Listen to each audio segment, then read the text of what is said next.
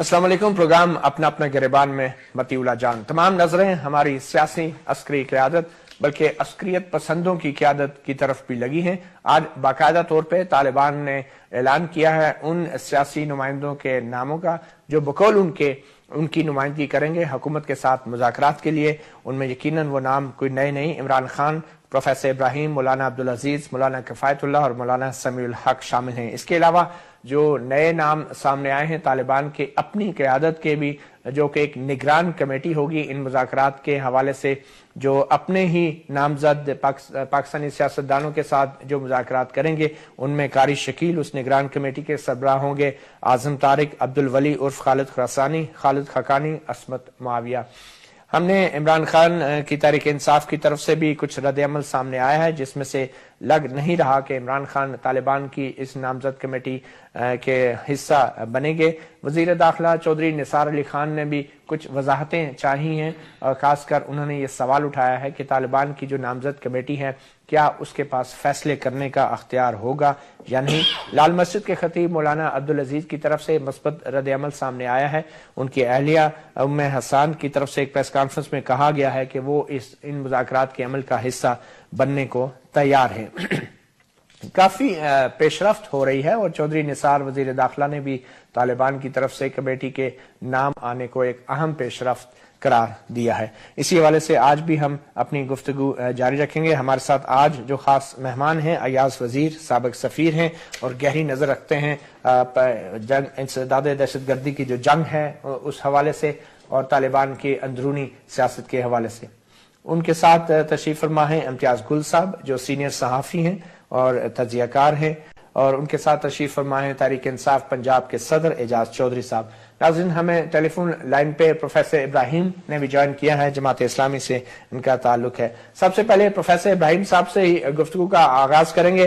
Professor साहब ये बताएं कि तालिबान की तरफ से तो आपका नाम भी सामने आ गया है, तो जमात इस्लामी का और आपका क्या इस हवाले से रद्द-ए-अमल है? क्या आप उस कमेटी का हिस्सा बनेंगे जिसकी नामजदगी तालिबान ने की है और बकौल उनके आप उनकी नुमाइंदगी करेंगे हुकूमत के साथ मुज़ाकरात के लिए?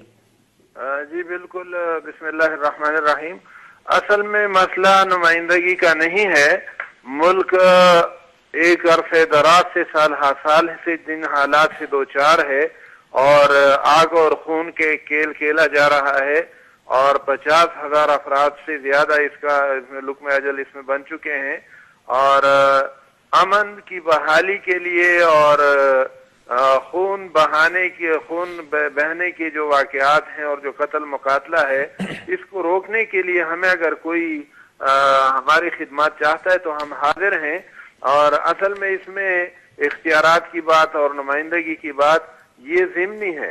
असल मसला अमन की बहाली के लिए किरदार अदा करना है और इसमें मेरा ख्याल ये है कि हमारा किरदार नुमाइंदे से ज्यादा सालिस बिल खैर का होगा इस मुल्क में अमन लाने के लिए और मुल्क को अमन का गहवारा बनाने के लिए इंशाअल्लाह हम अपना। प्रोफेसर साहब, चौधरी निसार की तरफ से यह सवाल उठाया गया है कि जो तालिबान की नामजद कमेटी है सियासतदानों पर मुश्तमिल, उसके क्या उसको फैसले करने का अख्तियार होगा या नहीं?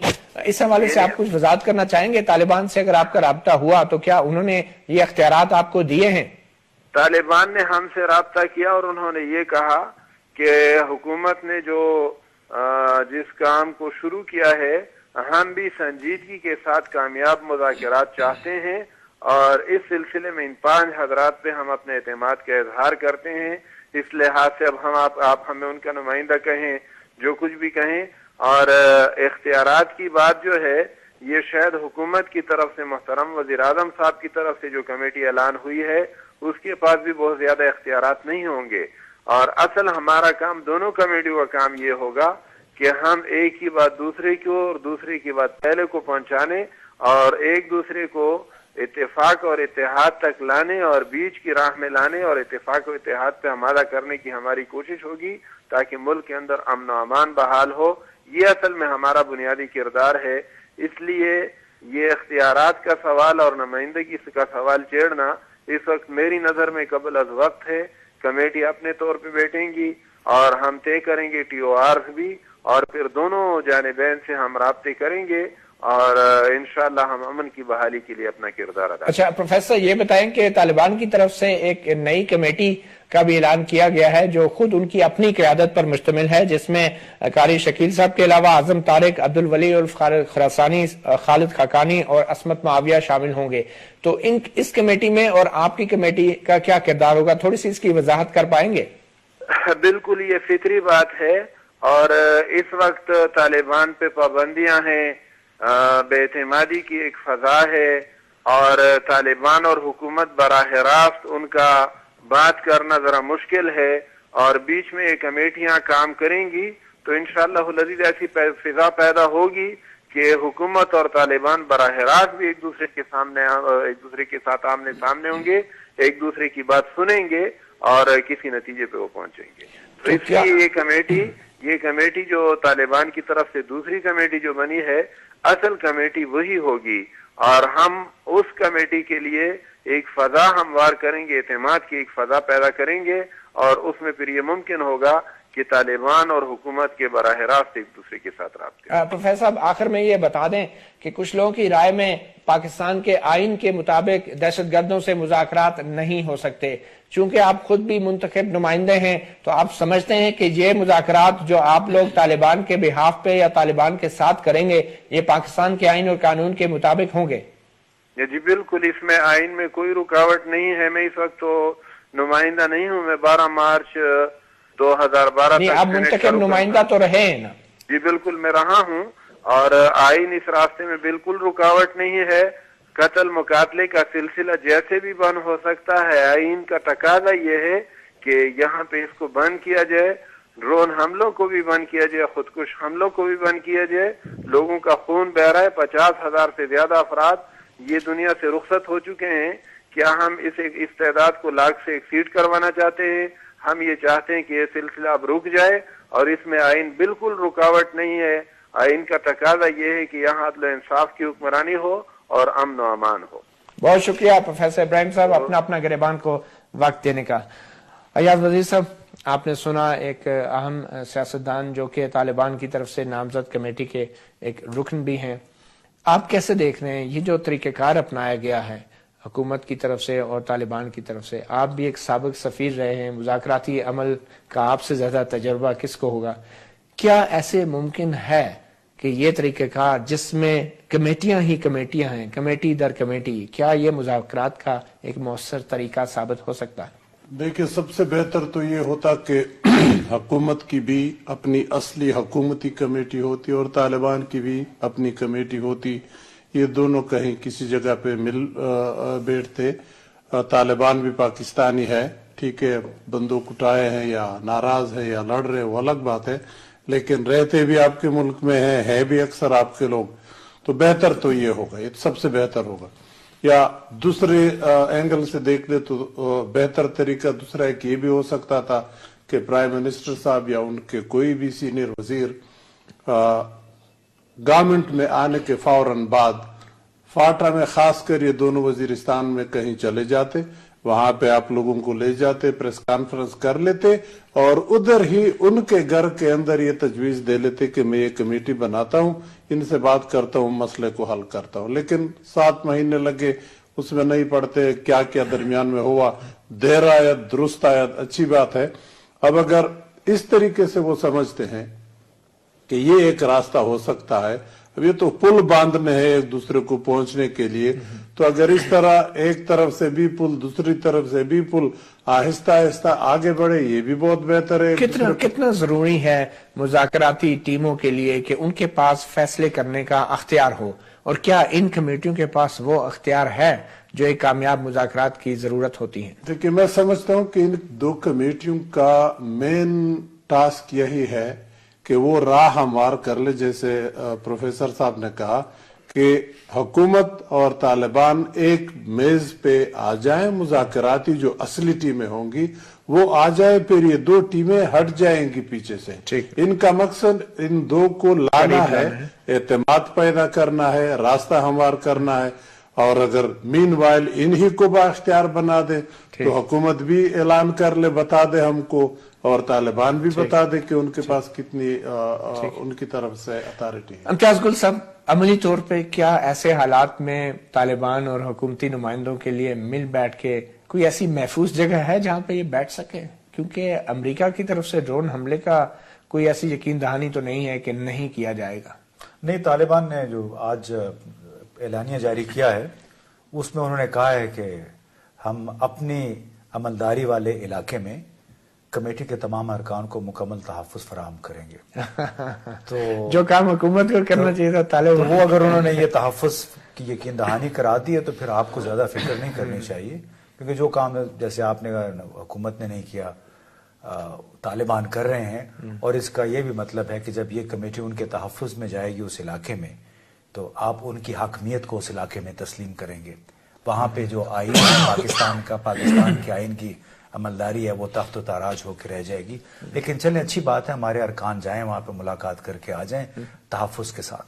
تو کیا کوئی ایسا یقین دہانی ہے کہ کوئی ڈرون حملہ نہیں ہوگا؟ اور امریکن گورنمنٹ کا کیا ان مذاکرات کی طرف اور ان کوششوں کی طرف ان کی کیا پالیسی ہو سکتی ہے؟ ایسا لگتا ہے کہ امریکہ کو خود یہ مذاکرات میرا خیال سوٹ کریں گے. جو حالات بن رہے ہیں افغانستان کے اندر، ان کی بتدریج کوشش ہے کہ جو پاکستان کے اندر جو لائف لائن ہے افغان طالبان کے لیے اس کو کسی طریقے سے نیوٹرلائز کیا جائے.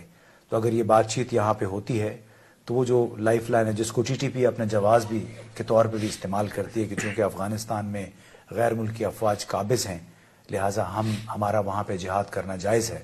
تو اگر تو حکومت کسی طریقے سے ان لوگوں کو نیوٹرلائز کر دیتی ہے، ان کو مولانا فضل اللہ کو روک دیتی ہے، یا وہ ایک مطالبہ ہوگا حکومت کا کہ یہ کراس بارڈر جو سپورٹ ہے طالبان کی ختم ہو. یہ تو ابھی سامنے آئے گا نا مطالبات کیا ہے، کیونکہ اگر مطالبات وہی ہوئے جو 2008 مئی میں پہلے سوات امن معاہدے کے تحت ہوئے تھے اور جس کے تحت کئی طالبان کو رہا کر دیا گیا تھا، جس کے نتیجے میں پھر بہت سارے سرکاری حکام کی، سرکاری پیادوں کی ہلاکتیں بھی ہوئی تھی. ابھی تو یہ دیکھنا ہے کہ شرائط کیا کیا ہیں. شرائط کیا کیا ہیں؟ اعجاز چودھری صاحب، ہم نے سنا ہے کہ عمران خان صاحب نے بظاہر کہا ہے کہ وہ اس کمیٹی کا حصہ نہیں بن سکتے اور وہ ویسے بیک گراؤنڈ میں رہ کے اس عمل کو سپورٹ کریں گے، اور یہ بھی پتہ چلا ہے کہ ان کو اعتماد میں نہیں لیا گیا. یہ تمام فیصلے یا باتیں یہ کل کیونکہ اجلاس ہونا تھا، مگر اس سے پہلے یہ معاملہ طے ہو گیا ہے کہ عمران خان اب اس کمیٹی کا حصہ نہیں ہوں گے. نہیں، ابھی یہ فیصلہ تو نہیں ہوا ہے. اچھا. کل جو چیئرمین نے پہلا بیان اپنا جاری کیا ہے اس کمیٹی کے خبر آنے کے بعد تو وہ یہی تھا کہ طالبان کی نمائندگی تو طالبان ہی کر سکتے ہیں، اور اس کے اوپر انہیں ہم نے یہ مشورہ دیا تھا کہ آپ اپنے نمائندے اس کام کے لیے متعین کریں.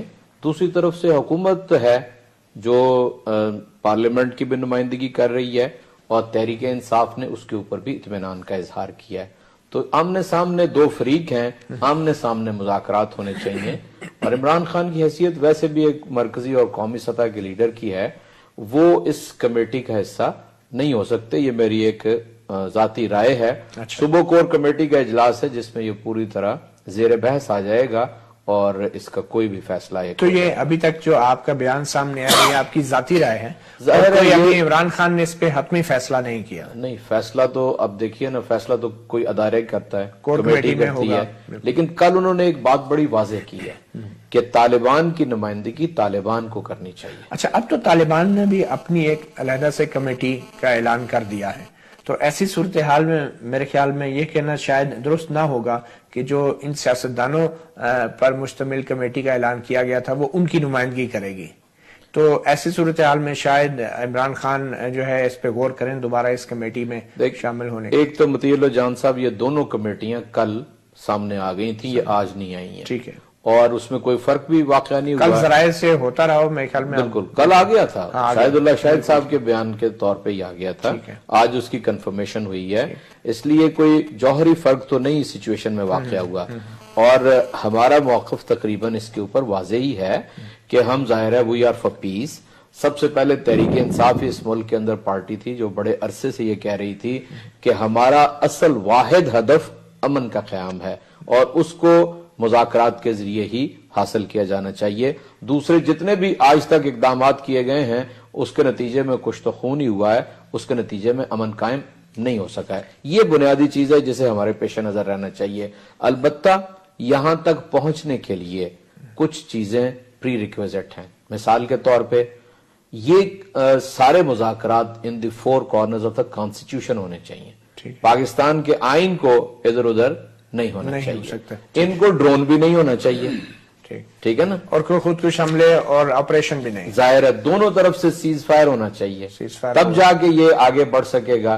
اور اس کے لیے کوئی وقت بھی مقرر ہونا چاہیے. یہ ہو سکتا ہے کہ لابتنائی سلسلہ بھی ہو سکتا ہے, لیکن میں سمجھتا ہوں کہ with in the frame work کوئی ٹائم لائن ہو.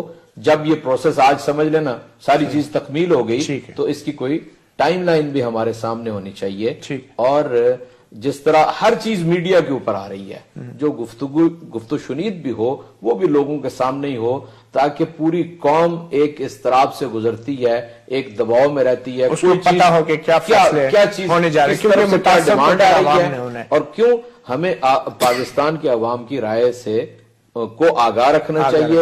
اور ان کا فیڈ بیک اصل میں وہ بڑا بنیادی اہمیت کا عامل ہے. بہت شکریہ. ایک چھوٹی سی بریک لیں گے ناظرین, اور بریک کے بعد ہم بات جاری رکھیں گے طالبان اور حکومت کے مذاکرات کے حوالے سے, اور یہ جاننے کی کوشش کریں گے ان ماہرین سے کہ آخر کیا ممکنہ مطالبات دونوں اطراف سے ہو سکتے ہیں اور ان مذاکرات کی کامیابی کا کتنا چانس ہے. ایک چھوٹے سے وقفے کے بعد.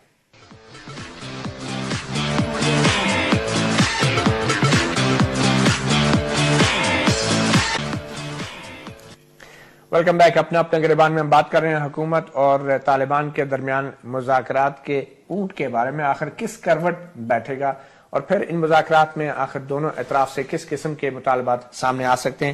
ایاز وزیر صاحب, پہلے تو یہ جاننا چاہوں گا کہ کیا یہ جو مذاکراتی عمل ہے یا یہ جو ٹیموں میں نام سامنے آئے ہیں, کیا یہ اس علاقے کے لوگوں کی نمائندگی کر رہے ہیں جہاں پہ یہ جنگ لڑی جا رہی ہے؟ دیکھیے, تو جب سے پاکستان بنا ہے بدقسمتی سے ان لوگوں سے نہ کوئی پوچھتا ہے اور نہ مشورے کرتے ہیں. ان لوگوں کے لیے فیصلے یہاں سے صادر ہوتے ہیں, امپلیمنٹ وہاں سے ہوتے ہیں. مسئلہ شروع وہاں سے ہوا, زیادہ تر لوگ اس مسئلے کے وہاں رہتے ہیں, اور اب یہ لوگ جائیں گے مذاکرات کے لیے وہاں, اور خدا نخواستہ مذاکرات فیل ہوئے تو آپریشن بھی پھر اس علاقے میں ہوگا. لیکن ان سارے آرگومنٹ کے باوجود کوئی ایک اس علاقے کا اس کمیٹی میں ہو تو مجھے بتا دے. ان لوگوں میں وہ مشہور ہے ایسے جرگوں کے لیے, ان کا کام ہی یہی ہے کہ ثالثی کروا دے, مسئلے کو حل کرا دے. لیکن حکومت نے بہتر جانا کہ جیسے ہمیشہ اگنور کرتے رہے ہیں, اس مرتبہ بھی فاٹا کو اگنور کر لو. تو یہ جو ہمارے منتخب نمائندے ہیں, کیا ان کو اس بات کا ادراک نہیں کہ وہاں کے لوگوں کا بھی شامل ہونا ضروری ہے, اور کیا یہ ان لوگوں سے, وہاں کے نمائندہ لوگوں سے مشورہ کرنے کے پابند نہیں ہوں گے اس تمام عمل میں؟ میں نے تو کل ہی متی اللہ جان صاحب ایک ٹی وی چینل پہ یہی تجویز دی تھی اپنے کمیٹی کو کہ وہ طالبان کی کمیٹی کے انتظار میں وقت یہاں نہ لگا لیں. فاٹا کے 7 ٹرائبل ایجنسیز ہیں, تو یہ جہاز پکڑے یا بس میں جائے یا گاڑی میں جائے, جیسے جاتے ہیں ہر ایک ٹرائبل ایجنسی میں کم از کم ایک رات گزار لے تاکہ لوگوں کے ساتھ انٹریکشن کر لے اور وہاں زمینی حقائق دیکھ لے. آپ اگر اسلام آباد سے فاٹا کو دیکھتے ہیں تو وہ ایک رخ ہے, آپ جب وہاں ہوتے ہیں تو پھر دوسرا رخ ہے.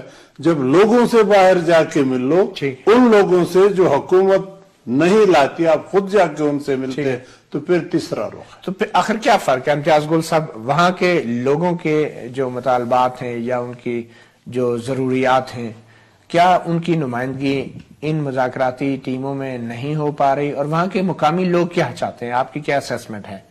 مقامی لوگ تو اب دیکھیں, ہم میرا خیال ہے تھوڑے سے ڈائگریس کر رہے ہیں اپنے مسئلے سے. مقامی لوگ تو جہاں تک مجھے یاد پڑتا ہے 1994-95 سے جب تحریک نفاذ شریعت محمدی شروع ہوئی تھی, وہاں انصاف چاہتے ہیں, وہ ایف سی آر کا خاتمہ چاہتے ہیں. وہ چاہتے ہیں کہ ہمیں جو آئین میں آرٹیکل 246 یا کیا 247 ہے کہ اس کے تحت ایک لائن میں لکھ دیا گیا ہے کہ یہ تمام علاقے جو ہیں وہ وفاق کے زیر انتظام ہوں گے. وہ اس سے نجات چاہتے ہیں. وہ چاہتے ہیں کہ اس کو باقی پاکستان کی طرح ہمیں فرسٹ کلاس سٹیزنز یعنی شہریوں کی طرح اس جنگ سے وہ کس طرح متاثر ہو رہے ہیں اور ان کی کیا توقعات ہیں ان مذاکرات سے؟ اس جنگ سے براہ راست وہ متاثر ہو رہے ہیں. ان توقعات کیا ہیں؟ کیا ان کی نمائندگی ان کمیٹیوں میں ہے؟ آپ کیا اس کو دیکھ رہے ہیں؟ دیکھیے یہ تو لوگوں سے پوچھنے والی بات ہے نا کہ وہ سمجھتے ہیں ان لوگوں کو. ہم اس امر کا تعین نہیں کر سکتے ہیں کہ آیا مقامی لوگ جو کہ ایک طرف فوج اور دوسری طرف عسکریت پسند گروپوں کے مابین پس رہے ہیں، آیا وہ ان لوگوں کو مانتے ہیں یا نہیں مانتے ہیں.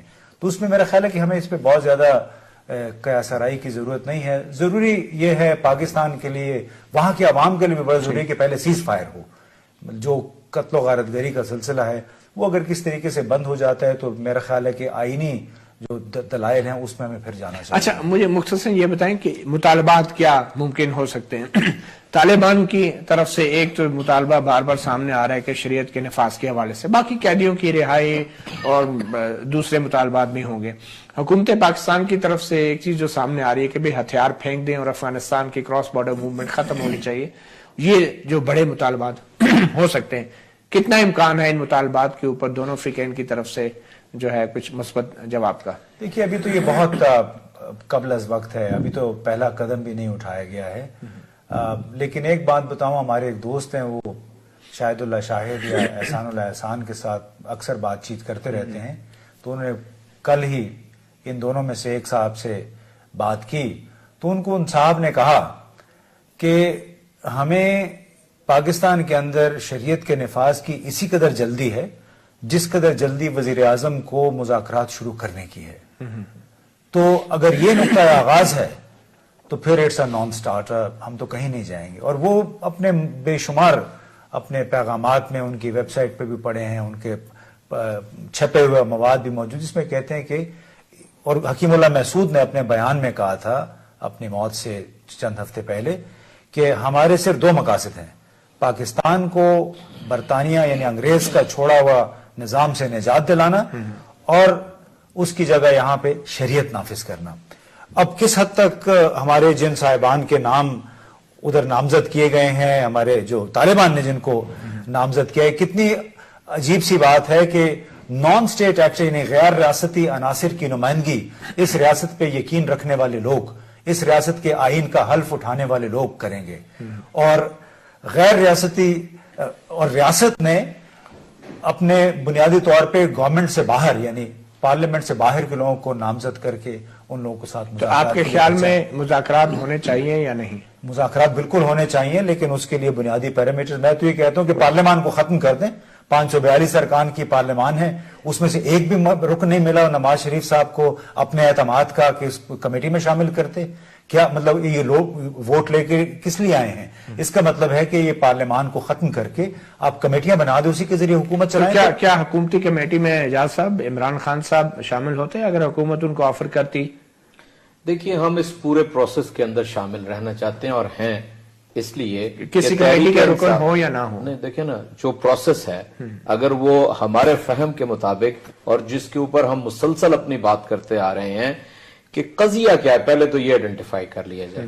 قضیہ یہ ہے کہ امریکہ اس خطے کے اندر ایک جنگ لڑ رہا ہے اور وہ جنگ کا آغاز ہوا 9/11 کے بعد. کوئی پاکستانی اس جنگ میں شامل نہیں تھا، لیکن پاکستان کی جو حکومتیں تھیں پے در پے اس بات پہ ناکام رہیں کہ وہ عالمی برادری کو یہ ثابت کر سکیں کہ ہم خود دہشت گرد نہیں ہیں، دہشت گردی ہمارے اوپر مسلط کر رکھی ہے. اور جن لوگوں کے بارے میں ہم بھی جانتے ہیں اور دنیا بھی کہتی ہے کہ بیرونی دنیا سے آ کے یہاں پہ بس گئے ہیں، وہ بھی اس وقت بھی مطیع اللہ جان صاحب 142 ممالک ہماری اس پالیسی کی پشت کے اوپر تھے اور لا کے یہاں پہ. قضیہ سمجھ لینا، قضیہ یہ ہے، لوگ کہتے ہیں کہ وہ پہلا تو امریکہ اس سے باہر نکل جائے اور اس کے بعد جب یہاں پر لوگوں کو سمجھ لگ جائے کہ کون لوگ ہیں سامنے، پھر ان سے آپ بات کر لیں. آپ کی حکومت کو سمجھ لگ گئی ہے کون لوگ ہیں جن سے بات ہو رہی ہے؟ دیکھیں میں آپ کی تحریک انصاف کی حکومت کو سمجھ آ گئی ہے؟ ابھی تک تو یہ پروسیس شروع ہوگا تو سامنے آئے گا نا کہ کن لوگوں سے بات کرنی ہے. ابھی تک آپ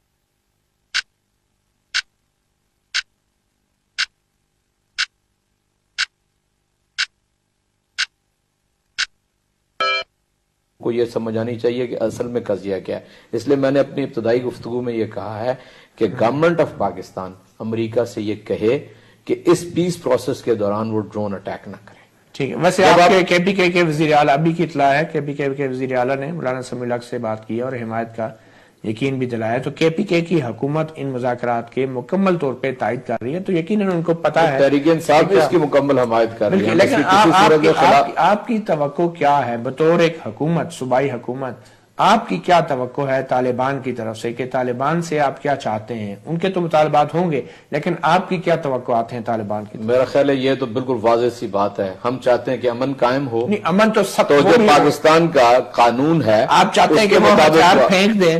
جی ہاں, آپ چاہتے ہیں کراس بارڈر موومنٹ افغانستان کی بند ہو جو ایک روایتی طور پہ اس خطے کے لوگ اپنے ساتھ ہتھیار رکھتے ہیں, میرا خیال ہے کہ اس کو تو زیر بحث لانا چاہیے, غیر ملکیوں کو وہاں سے نکالنا چاہیے. ظاہر ہے اس میں کوئی دوسری رائے نہیں ہو سکتی ہے, لیکن وہ ہتھیار کی جو روایتی طور پہ صدیوں سے وہ اپنے ساتھ رکھتے ہیں, اس کے اوپر کوئی کلام نہیں ہونا چاہیے. اور اس دوران اگر فوج جو ہے اپنے دفاع میں جیسا کہ کہا جاتا ہے آپریشن کرتی ہے, تو آپ اس کی بھی حمایت کرتے ہیں؟ مجھے یہ بتائیے کہ جب آپریشن اسی دوران شروع ہو جائے گا تو کس طرح امن قائم ہو سکے گا؟ یہ تو اس کی ایک بہت اہم شرط ہے کہ دو طرفہ سیز فائر ہو, تب جا کے کوئی. اور یہ جو کمیٹیاں بنی ہیں یہ تو بنیادی طور پہ رابطے کا کام کریں گی نا, کہ طالبان کیا کہہ رہے ہیں حکومت کو آگے بتائیں گے, حکومت سے سن کے ان کو جا کے بتائیں گے کہ کیا ممکن ہے. یہ تو رابطے کا کام ہے. اصل فیصلہ کرنے والے تو ان 4 رکنی کمیٹی جو گورنمنٹ نے بنائی ہے اس کے بھی پیچھے ہیں, اور طالبان کی جو 5 رکنی کمیٹی ہے اس کے بھی پیچھے ہیں. ایاز وزیر صاحب, کتنا گہرا تعلق ہے پاکستان کے ان مذاکرات کا افغانستان کی صورتحال سے, اور کتنا آپ تھوڑا سا اس کو اگر تو وضاحت کر سکیں کہ افغانستان سے اب امریکی فوجوں کے واپس جانے کی جو بات ہو رہی ہے, ان مذاکرات کی کامیابی کا اس عمل پہ کتنا اثر پڑے گا, اور کتنا ضروری ہے کہ یہاں پہ مذاکرات کامیاب ہوں امریکی اور افغانستان کی حکومت کے مفادات کے حوالے سے بھی؟ دیکھیے, یہ مسئلہ شروع ہی ہوا وہاں سے ہے, افغانستان ہی کے مسئلے سے یہ سارا مسئلہ ہمارے ہاں ادھر اٹھا ہے. اب اس کے حل ہونے سے 2 فائدے ہیں.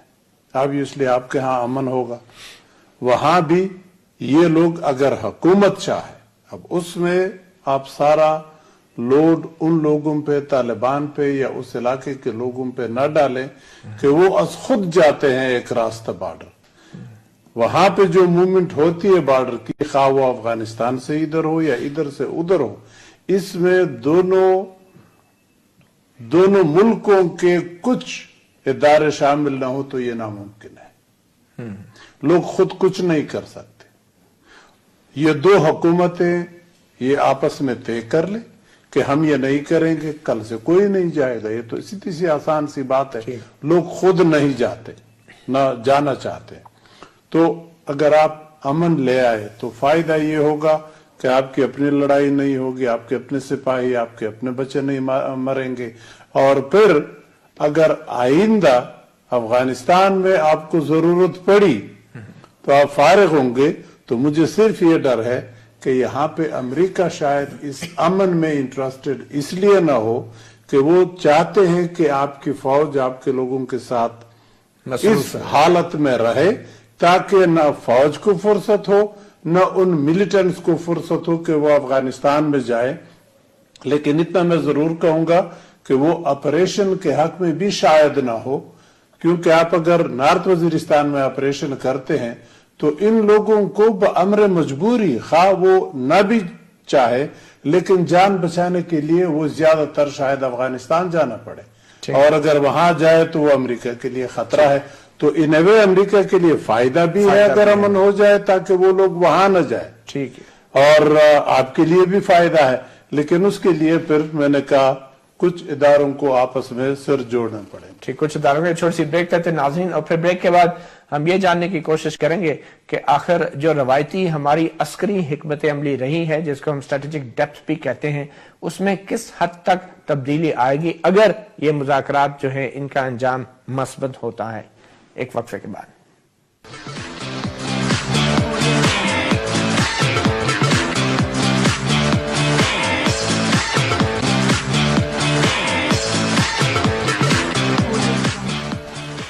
Welcome back. پروگرام اپنا گریبان میں ہم بات کر رہے ہیں حکومت طالبان مذاکرات کے حوالے سے. امتیاز گل صاحب، ہر دفعہ جب بھی طالبان کے ساتھ مذاکرات ہوئے، اس سے پہلے مشرف دور میں، تو یہ تمام مذاکرات جو ہیں بنیادی طور پہ پاکستان کی افواج ہی کرتی تھی اور عسکری قیادت ہی اس میں لیڈ لیتی تھی. یہ میرے خیال میں بڑا ایک یونیک موقع ہے کہ جب سویلین گورنمنٹ نے وہ کام کرنا شروع کیا ہے کہ جو پہلے عسکری قیادت جنرل مشرف کے دور میں کرتی رہی ہے. تو یہ سارا عمل جو ہے یہ کتنا غیر عسکری ہوگا؟ اور کچھ لوگوں کا تو یہ خیال ہے کہ ان مذاکراتی ٹیموں میں خفیہ اداروں کے نمائندے بھی ہونے چاہیے تھے، ملٹری کی نمائندگی بھی ہونی چاہیے تھی. تو یہ کتنا اس کا امکان ہے کہ یہ مذاکرات کامیاب ہو سکتے ہیں جبکہ عسکری قیادت جو ہے اس عمل کا بالکل حصہ نظر نہیں آ رہی؟ دیکھیے، پہلے مطالبات تو سامنے آنے چاہیے نا. ہمارے پاس سامنے مطالبات نہیں ہیں، یعنی جو فریم ورک ہے مذاکرات کا وہ ابھی طے نہیں ہوا ہے. لیکن ہم نہیں جانتے کہ وہ چاہتے کیا ہے، مطلب کچھ آئیڈیا تو ہونا چاہیے ہمیں. نہیں، بنیادی طور پہ ہم معلوم تو ہے ہاں کہ کیا چاہتے ہیں اور کیوں چاہتے ہیں، اور اسی لیے میں تو کافی عرصے یہ کہتا رہا ہوں کہ تشخیص جو ہے مرض کی وہ صحیح نہیں ہے پاکستان میں. اگر ہے تو پھر اس کا اعتراف نہیں کرتے ہیں. جو اجاز صاحب کہہ رہے تھے نا، ہر بندہ جو ہے پہنچ جاتا ہے کہ 9/11 ہوا تو اس کے بعد سے ہمارے مسائل شروع ہوئے. ہمارے مسائل اس سے بہت پہلے کے شروع ہیں. جو نیو یارک میں کے حملے ہوئے تو اس کے بعد کی جو صورتحال تھی اس نے موقع دیا ان لوگوں کو، جو ایاز وزیر صاحب نے اشارتاً وہ بات کہی کہ ہماری فوج بھی مصروف رہے، ہمارے ملیٹنٹس بھی مصروف رہیں، افغانستان کسی کو سوچنے کا موقع نہ ملے. تو یہ بہت ہماری جو پالیسیاں تھیں ہم نے اختیار کر رکھی تھیں، یہ اس کا شاخسانہ ہے. اس کی تشخیص جو ہے مشرف کے دور میں بھی صحیح نہیں ہو سکی. نہیں، میرا خیال ہے کہ تشخیص ہے، اعتراف نہیں کر رہے. اور ابھی تک جن لوگوں نے تشخیص کی تھی، وہ ابھی تک وہ پرانے زمانے کی پالیسیوں پہ یہ سمجھ کے، یہ باور کر کے چپکے ہوئے ہیں کہ ان پالیسی کی وجہ سے پاکستان بچا ہوا ہے. حالانکہ آج جو پاکستان کی حالت ہے وہ انہی پالیسیوں کی وجہ سے ہے. مثال دیکھیے، عسکری اداروں کی طرف سے جو پالیسیاں اختیار کی گئی ہیں بھارت کے ساتھ یا افغانستان کے ساتھ اور انفیکٹ امریکہ کے ساتھ، یعنی وہ کہتے کیا توتی کا شوربہ، کہ آپ دیکھیں امریکہ جیسے ملک کے ساتھ ہمارے یہاں پہ عسکری ادارے اس کے ساتھ مقابلہ کرنے کی سوچ رہے ہیں. اور آج بھی یہ سوچ بڑی گہری پائی جاتی ہے کہ CIA کا مقابلہ کیا جائے بغیر اس کے سوچے کہ ہم پورا ایک بجٹ بنتے اس میں $1 ارب آنے ہوتے ہیں کوalition سپورٹ فنڈ میں، وہ بھی کشکول لیے بیٹھے کہ اگر آپ نے نہ دیے تو ہمارے میزانیہ بجٹ سارا خراب ہو جائے گا. ایسی سوچ کے ساتھ ان مذاکرات پہ کیا اثر پڑے گا؟ وہ تو میرا خیال ہے کافی واضح ہو رہا ہے کیا اثر پڑے گا. تو کیا وہی ہوگا جو امریکہ اس وقت چاہتا ہے. وہ چاہتے ہیں کہ ہمارے جو خاص طور پہ لوگ ہیں جو اس طرف جاتے ہیں وہ ڈس انگیج ہو جائیں، تو ان کے لیے شاید پھر آسان ہو جائے افغان طالبان کے ساتھ. یہ تو ہماری روایتی اسٹریٹجک ڈیپتھ کا جو نظریہ ہے اس کے خلاف جائے گی نہیں بات؟ نہیں، وہ میرا خیال ہے اس سے تو یہ دستبردار کسی حد تک ہو چکے ہیں، لیکن ان کے اپنی نظروں میں یہ بڑی بڑی سوچ، اس کو مالی خولیا کہتے ہیں، میگالومینیا، اس میں ہم نے ملک کو کھڈے لائن لگا دیا ہے. معیشت ہماری تباہ ہو گئی ہے. جو ابراہیم صاحب نے کہا کہ 50,000 لوگ مارے گئے ہیں. تو somehow میرا اپنا ابھی بھی اس بات پہ بڑا پکا یقین ہے کہ یا تو تشخیص صحیح نہیں ہے، اگر تشخیص ہے تو اس کا اعتراف نہیں ہے. مختصراً ایاز وزیر صاحب، کیا واقعی یہ جو کیا کہتے ہیں کون سا مالی خولیا ہو گیا ہے؟ سمجھتے ہیں کہ ابھی بھی یہ بیماری ہے ہمارے؟ یہ تو خود چونکہ اس پالیسی کا حصہ رہے، ان کو بتانا چاہیے ایکچولی کھل کے. اب تو چونکہ پالیسی سے باہر آ چکے ہیں. دیکھیں، مسئلہ یہ ہے کہ کہنا تو بڑا آسان ہے، لیکن آپ شروع سے دیکھ لیں، جب سے پاکستان بنا ہے ہم نے Day 1 سے انڈین سینٹرک پالیسی شروع کر لی. جدھر ہندوستان موو کرے گا ہم اس کا راستہ روکنے کی کوشش کریں گے. افغانستان میں آ گیا، ہمیں ڈر لگا کہ وہ ہمارا راستہ روک رہے ہیں، ہمارے لیے مصیبت کڑی کر رہے ہیں.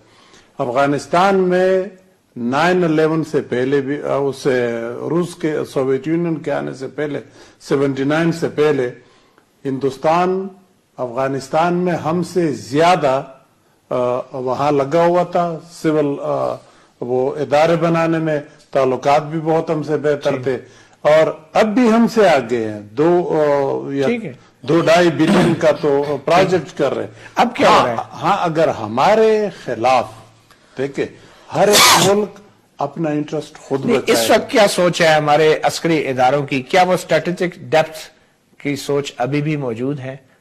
اگر نہ یہ مذاکرات کیسے اثر انداز ہو سکتے ہیں اس سوچ کے اوپر؟ देखिए, मुज़ाकरात तो असर अंदाज तब हो सकते हैं अगर ये कामयाब हो जाए, इसमें कोई शक मेरा नहीं है। तो कोई चाहेगा कि ये कामयाब ना हो आपके ख्याल में? कई लोग होंगे, सिर्फ let's not point our guns only towards the army और ISI। कई लोग होंगे जो इसको डिरेल करना चाहेंगे, शायद आर्मी न करती हो, शायद ISI न करती हो, दूसरे होंगे बाहर के हमारे अंदर जो मुखालिफिन है, अंदरूनी मुल्क जो हमारे मुखालिफिन है, या जो दूसरे के पेरोल पे हमारे मुखालिफिन है। अब खुदा न खास्ता यकीन करे, जब से कमेटियां नॉमिनेट हुई है उस दिन से मैं अपने इनमें से दोस्तों के बारे में परेशान हूं कि अल्लाह न करे कोई ऐसे शैतान लोग ये मुसीबत कड़ी न करे। आपके ख्याल में इन कमेटियों में फौज की नुमाइंदगी होनी चाहिए थी? मैं नहीं समझता होनी चाहिए, क्योंकि हुकूमत की नॉमिनेटेड कमेटी है और हुकूमत फौज को रिप्रेजेंट करती है। फौज कोई अलग इदारा, अलग हुकूमत तो नहीं है। इसी हुकूमत कम से कम अब करती है आपके ख्याल में? इसी हुकूमत के नीचे एक इदारा है, अगर नहीं है तो फिर ये हमारी बड़ी बदकिस्मती होगी। ठीक। एजाज साहब, आपके एक और बड़ा मसला जो कि मुज़ाकरात का एक हिस्सा बन सकता है, और शुरू में भी जिसकी तरफ इशारा हुआ, गैर मुल्की जो मौजूद है खैबर पख्तूनख्वा कबायली इलाकों में, तो उन गैर मुल्कियों के हवाले से आपकी हुकूमत की अभी तक क्या मतलब कोशिश रही है कि कोई उनके हवाले से कोई रिकॉर्ड है ऐसा? लॉ एंड ऑर्डर के हवाले से आपकी तवक्कुआत क्या होंगी, उनका क्या बनेगा इन मुज़ाकरात के बाद, मुज़ाकरात के दौरान किस किस्म का मौक़िफ़ तहरीक इंसाफ की तरफ से देखने को मिल सकता है? देखिए, आप तो KPK हुकूमत की बात कर रहे हैं ना, लेकिन वो गैर मुल्की तो पूरे पाकिस्तान के अंदर है। ठीक है, वहां से लेके और कराची के साहिलों तक जो भी कोई पॉलिसी बनेगी वो मरकजी सतह के ऊपर। लेट्स से नॉर्थ वजीरिस्तान में अगर कबायली इलाकों में भी कबायली इलाके भी मरकजी हुकूमत के बिल्कुल तहत ठीक है ना। आपकी तहरीक इंसाफ का क्या मौक़िफ़ है? हमारा मौक़िफ़ इसमें ये है कि देखिए, जो दो किस्म के गैर मुल्की हैं, एक जो वाज़ेह तौर पर मिलिटेंसी के अंदर मुलव्वस है, किसी सूरत में भी उन्हें पाकिस्तान की सॉइल के ऊपर नहीं रहना चाहिए। बाकी जो कानूनी ज़राए हैं यहाँ पर पाकिस्तान में आने के, उनको इख्तियार करना चाहिए। और तीसरी किस्म है जो मुहाजिरीन है यहाँ पे अफगानिस्तान के। जब अफगानिस्तान में अमन कायम होगा, जो मैंने अफगानों की सोच, उनकी केमिस्ट्री देखी है, वो फिर उनमें से बहुत बड़ी अक्सरियत, गालिब अक्सरियत अपने मुल्क वापस चले जाना चाहती है। चुनाचे ये तो सारी चीज मुतल्लिक है अमन के साथ। एक बात मैं ये भी अर्ज करना चाहता हूँ जो आप पहले कह रहे थे, अस्करी नुमाइंदे, एजेंसियों के नुमाइंदे बज़ाहिर चाहे नजर आए या ना नजर आए, उन्हें हिस्सा होना चाहिए।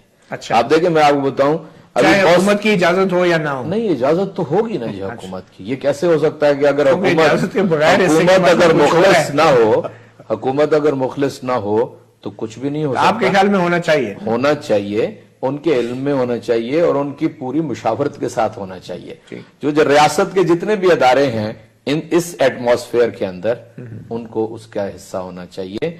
बल्कि हमारे दोस्त जो सड़क से उस पार भी हों, उनको भी होना चाहिए। देखें, ये इतना बड़ा मसला है कि जिसको आप ये नहीं कह सकते कि ये 4 रुकनी कमेटी जो इधर से है और 5 रुकनी कमेटी उधर से हल कर लेगी। ये नामा प्यामा तो कर सकते हैं, ये किसी मसले का अज खुद हल तजवीज नहीं कर सकते हैं।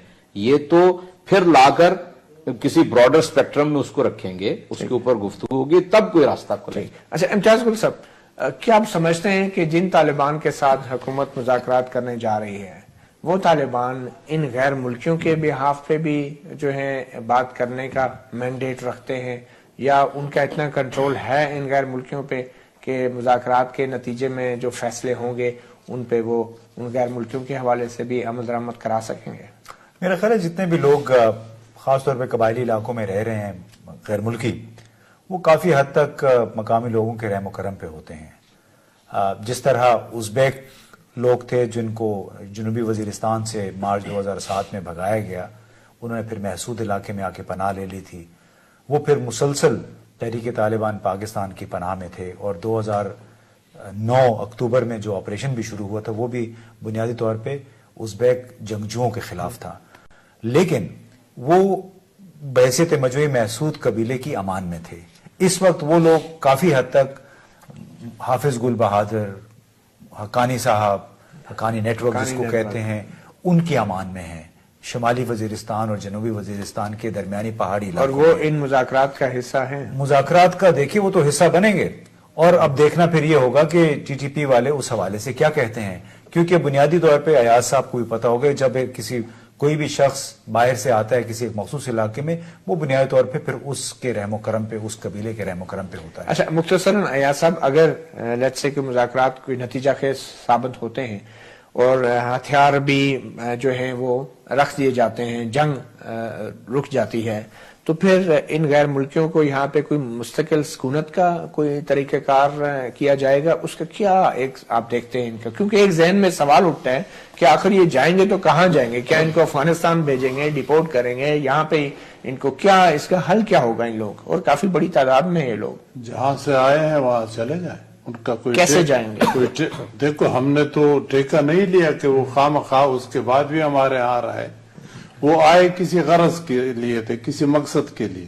اب اگر صلح ہو جائے تو صلح کے بعد تو انہوں نے اپنا راستہ نکالنا ہے۔ تو راستہ کیا افغانستان کی طرف جائے گا؟ ایک راستہ یہ ہو سکتا ہے کہ وہ ملک ان کو واپس لے لیں، کہ اپنے اپنے ملکوں میں واپس جائیں، قانون کو پراپرلی ڈیپورٹ کر کے یہاں سے۔ دیکھیے وہ تو حکومتوں کا کام ہے نا کہ اس کے لیے طریقہ کار کیا اختیار کیا جاتا ہے، لیکن جو شخص یہاں پہ غیر قانونی طور پہ آیا ہوا ہے اس کو اسی ملک کے حوالے کرنا ہی میرا خیال ہے پہلی آپشن ہے۔ اتنی بڑی پرابلم نہیں ہے، آپ اس دوسرے بڑے ایشو کو اس کے ساتھ بہت کم لوگ ہیں، گنتی کے لوگ ہیں، اور جیسے امتیاز صاحب نے کہا یہ دوسرے لوگوں کے جو لوکل ہے ان کے رحم و کرم پہ ہے۔ اگر آپ نے ان کے ساتھ معاملہ طے کر لیا تو جو غیر ملکی ہے وہ کوئی مسئلہ ہی نہیں، اتنا بڑا ایشو نہیں ہوگا۔ آخر میں ٹائم کیونکہ بہت کم ہے، ایاز صاحب آپ سے مختصراً ایک سوال کروں گا، کتنا آپ اس کو چانس دیں گے کہ مذاکرات کی کامیابی کو کتنا آپ سمجھتے ہیں کہ ممکن ہے یہ؟ اگر حکومت مخلص ہے، یہ بہت بڑا اگر ہے، اگر حکومت بالکل صحیح سنجیدگی کے ساتھ یہ مذاکرات کر رہی ہے تو اس کے بالکل واضح امکانات ہے کہ یہ کامیاب ہوگی، لیکن اگر اس خلوص میں، نیت میں خلوص نہ ہو تو پھر تو ظاہر بات ہے اکثر تھوڑا اس کی وضاحت اگر کر دیں نا، کیونکہ مذاکرات پہلے بھی ہوتے رہے ہیں، کیا اس بار جو مذاکرات ہیں اس میں کس قسم کا خلوص کی آپ توقع کر رہے ہیں حکومت سے؟ دیکھیں اگر میں حکومت یا پرائم منسٹر کے قریب ہوتا، وہ میری بات مانتے، تو میں اسے تجویز کرتا کہ آپ 2-3 چیزیں تو بغیر کنڈیشن کے آپ کر لیں، جس سے ایٹماسفیئر بہت بہتر ہو جائے گی۔ وہ بہت چھوٹی چیزیں ہیں لیکن لوگ خوش ہو جائیں گے۔ مثلا وہ چیز یہ ہے، ہم شریعت کی بات کرتے ہیں، فاٹا میں آپ کا آئین تو نہیں ہے، اس تفصیل میں نہیں جاتے، 247 آرٹیکل کا ذکر ہو گیا، وہاں پہ FCR ہے، FCR کے اندر کئی شکے ہیں جن پہ ہمیں سیریسلی ان لوگوں کو اعتراضات ہیں۔ زرداری صاحب جب صدر تھے انہوں نے اس میں امینڈمنٹ بھی کیے لیکن امپلیمنٹ نہیں ہوئے، تو اب وہ شکے بجائے امینڈمنٹ کے آپ شریعت کے روح کے مطابق کر لیں تو ایک پیغام مل جائے گا کہ آپ نے صرف فاٹا کے لیے، ایگزیکٹلی صرف فاٹا کے لیے، اس میں آپ کو آئین میں بھی چھیڑنا نہیں ہے، پارلیمنٹ سے بھی اپروول نہیں لینی ہے، صدر کے دستخط۔ اور کیا آپ حکومت کی سنجیدگی کی؟ دوسری، فوج پہ، فوج سارے فاٹا کے لوگ کہتے ہیں کہ یہ نکل جائے، لیکن اب چونکہ حالت جنگ ہے اس میں نہ نکل سکتے نہ نکلنا چاہیے، لیکن جو پبلک ڈیلنگ ہے، سڑک کے اوپر پاٹک لگائی ہے، چیکنگ کرتے ہیں، وہ پولیٹیکل ایجنٹ سسٹم کو دے دے، ان کے پاس سول آرمڈ فورسز ہے، that will send it another very good signal۔ تیسری بڑی بات، ان لوگوں کا بے تحاشا نقصان ہوا ہے، جانی بھی مالی بھی، ان کے کمپنسیشن کا ایک پیکج تیار کر کے دے دے، اس سے اتنا بڑا پازیٹیو امپیکٹ ہوگا کہ میں کہتا ہوں کہ شاید یہ امپیکٹ جو نیگیٹو ہے یہ آدھی ختم ہے۔ چلیں، یہ تو حکومت کی سنجیدگی کی ایک مثال ہو سکتی ہے۔ اگر ایسا ہو تو گل صاحب آپ کیا ایکسپیکٹ کرتے ہیں کہ حکومت کی طرف سے کس قسم کے جسٹر جو ہیں اس کی سنجیدگی کو ثابت کر سکیں گے؟ دیکھیے اگرچہ مذاکرات کی بنیاد تو غلط ہے، آئینی نہیں ہے میں سمجھتا ہوں، لیکن پھر بھی ہمیں دعا یہ کرنی چاہیے کہ یہ قدم ہمیں کسی سمجھوتے کی طرف لے جائے تاکہ لوگوں کا جو خون بہہ رہا ہے وہ بند ہو، یا جو تباہی ہو رہی ہے اس کا سلسلہ رکے۔ اور اب حکومت ان کو کیا دے سکتی ہے؟ حکومت شاید یہ عام معافی کا اعلان کر سکتی ہے، حکومت ایسی جگہوں سے فوج کو پیچھے کر سکتی ہے جہاں سے حکومت کو اور فوج کو کوئی بہت بڑا خطرہ نہ ہو، جس کو کہتے ہیں اعتماد بڑھانے کے اقدامات ہی ہیں نا، بنیادی طور کانفیڈنس بلڈنگ میجرز، اس سے زیادہ تو موجودہ حالات میں میں نہیں سمجھتا کہ حکومت کچھ کنسیڈ کر سکتی ہے. آپ کی کیا توقعات ہیں وفاقی حکومت سے اعجاز صاحب کہ ان مذاکرات کی کامیابی کے لیے حکومت ابتدائی طور پہ کس قسم کے مثبت میسیجز دے سکتی ہے؟ میری دانش میں تو جو اس کے لیے کوئی ٹائم لائن دینی ہے نا جی، یہ اصل میں کوئی مہینوں پہ مشتمل نہیں ہونی چاہیے. یہ 2 سے 4 ہفتے کے اندر اس سارے کام کو کرنے کی پہلی منصوبہ بندی کرنی چاہیے. اس کے بعد سیریسلی سیز فائر کی طرف چلے جانا چاہیے. اور باقی چیزیں میں سمجھتا ہوں کہ جب ان کی طرف سے کوئی بات سامنے آتی ہے اس کے حساب سے آپ اپنی سنجیدگی کا بھی اظہار کر سکتے ہیں، اور قوم جس ذہنی کرب اور جس تکلیف سے مبتلا ہے وہ بہت سپورٹیو ہوگی. کوئی چیز دینی ہو نا اگر یعنی حکومت پاکستان کی طرف سے تو لوگ بہت خوشی سے اس چیز پہ آمادہ ہوں گے. یہ تو ظاہر ہے کوئی بہت بڑی بات نہیں ہے جو فاٹا کے اندر قوانین لاگو ہیں، ہم کو کم از کم 30 سال سے سن رہے ہیں کہ وہ اس میں تبدیلی چاہتے ہیں، تو وہ تبدیلی کر دی جائے. یہاں تک کہ وہ سیٹلڈ ایریا، اگر فاٹا کے بھی ہماری طرح کے لوگ ہیں نا تو ان کو کیا سیٹلڈ ایریا جیسے سارے حقوق اور اختیارات نہیں مل سکتے؟ اس پہ بھی پوری سنجیدگی سے سوچنا چاہیے. کیا ایک تاثر یہ مل رہا ہے کہ شاید جو ہم باتیں کر رہے ہیں یہ تو وہ چیزیں ہیں کہ جو طالبان کے علاوہ بھی حکومت پاکستان کو کرنی چاہیے، تو آپ کی نظر میں کیا طالبان اس وقت قبائلی علاقے کے لوگوں کی نمائندگی کر رہے ہیں؟ نہیں، طالبان اس علاقے کی نمائندگی نہیں کر رہے ہیں، لیکن وہ چونکہ اس علاقے کو کسی نہ کسی طریقے سے آکوپائی کیے ہوئے ہیں، اچھا، اور وہاں سے بہت ساری نقل مکانی ہو چکی ہے، اور جو وہاں لوگ رہ رہے ہیں ایک دو چیزیں جو آپ سمجھتے ہیں طالبان کو کرنی چاہیے مذاکرات کی کامیابی کے لیے، اچھے آغاز کے لیے، ایک دو چیزیں. مثلا میں تو یہ کہتا ہوں کہ وہ آج کے بعد یہ اعلان کر دیں کہ سیز فائر ہوگا. پہلی بات تو وہ یہ حکومت بھی اعلان کرے، جی ہاں، اور وہ بھی کریں. ٹھیک ہے جی، یہ سب سے بڑا جسر ہو. بہت شکریہ اعجاز چودھری صاحب، امتیاز گل صاحب، یار وزیر صاحب. ناظرین، مذاکرات کا عمل تو ابھی شروع ہی ہوا ہے، اور شاید ان مذاکراتی کمیٹیوں کی ابھی باقاعدہ طور پہ سیٹنگ بھی نہیں ہوئی اور ملاقاتیں بھی نہیں ہوئی، مگر توقعات بہت زیادہ ہیں، عوام کی بھی، حکومت کی بھی، اور یقیناً جن سے ہم مذاکرات کرنے جا رہے ہیں ان کی بھی کچھ توقعات ہوں گی. عوام تو یہی امید کر سکتے ہیں کہ امن اور امان رہے اور وہ ان کی زندگیاں اور ان کے اثاثے محفوظ رہیں. اللہ ہمارے ملک پر کرم کرے اور رحم کرے. مطیع اللہ جان کو اجازت دیجیے. اللہ حافظ.